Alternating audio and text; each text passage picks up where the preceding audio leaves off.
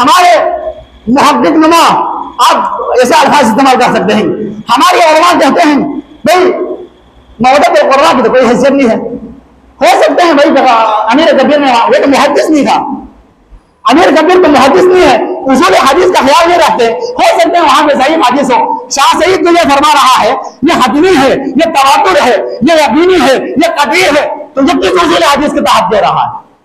آپ خود کہتے نہیں کہتے ہیں؟ اگر حدیث تواتر کا انکار کرتا ہے تو کافر ہوتا ہے، حدیث مشہور کا انکار کرتا ہے تو بدعتی ہوتا ہے. اس مقام میں صرف حدیث غدیر نقل نہیں کیا بلکہ حدیث ثقلین کو بھی آپ جتنے کتابوں کا میں نے نام لیا ہے ان تمام کتابوں کے اندر یہی حدیث ثقلین میں نقل کی ہے کہ اس مقام پہ کم سے کم 10 مقام پہ حدیث ثقلین کو پیغمبر نے فرمایا ہے. ان مقامات میں سے ایک مقام غدیر ہے، وہاں پہ آپ نے اہل بیت کو خاص کر ہائی لائٹ کر کے آپ نے تشخیص کر کے تعین کر کے فرمایا ان تارکم فیکم ثقلین کتاب اللہ وعترۃ اہل بیت ما ان تمسکتم بہما لن تضلوا بعدی.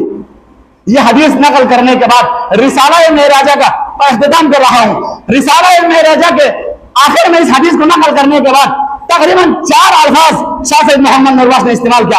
ایک یہ حدیث متواتر ہے، دوسرا یہ حدیث مجموع علیہ ہے، تیسرا یہ حدیث حتمی ہے، چوتھا یہ حدیث قطعی ہے. مسئلہ قطع اصول میں بحث ہوتا ہے، یقین کیا ہوتا ہے، قطع کیا ہوتا ہے، متواتر کیا ہوتا ہے، مجموع علیہ کیا ہوتا ہے. یہاں پہ بحث کرنے کے لیے مجھے وقت کی ضرورت ہے. اس حدیث کو بڑی طرح تماشا گیا ہے. ایک بات میں نقل کر کے اختتام کر رہا ہوں. ہمارے محقق نما آپ ایسے الفاظ استعمال کر سکتے ہیں، ہمارے علماء کہتے ہیں بھائی مودت القرآن کی تو کوئی حیثیت نہیں ہے.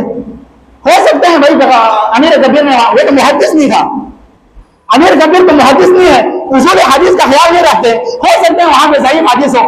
شاہ سعید تو یہ فرما رہا ہے یہ حتمی ہے، یہ تواتر ہے، یہ یقینی ہے، یہ قطعی ہے، تو یہ کس اصول حدیث کے تحت دے رہا ہے؟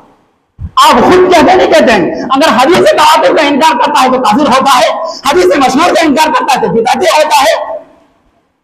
ارے نوبخشو، کس بہانے پر جا رہے ہو، کس سمت سفر کر رہے ہو؟ شاہ سید محمد نورواس کا یہ اعلان حدیث ثقلین کے حوالے سے سنو. یہ حدیث متواتر ہے، یہ حدیث مجموع علیہ ہے، یہ حدیث قطعیات میں سے ہے، یہ حدیث یقینیات میں سے ہے. پھر بھی آپ شک کرتے ہو تو پھر آپ جس ذلو حالی کا شکار ہے، آپ جس پامالی کا شکار ہے، آپ اور بھی زیادہ اس حدیث سے تمسک نہیں کرو گے تو آپ پامال ہو جاؤ گے، پاش ہو جاؤ گے، ریزہ ہو جاؤ گے، پھر تاریخ کے صفحات میں آپ کا نام نہیں ہوگا. والسلام علیکم ورحمۃ اللہ وبرکاتہ.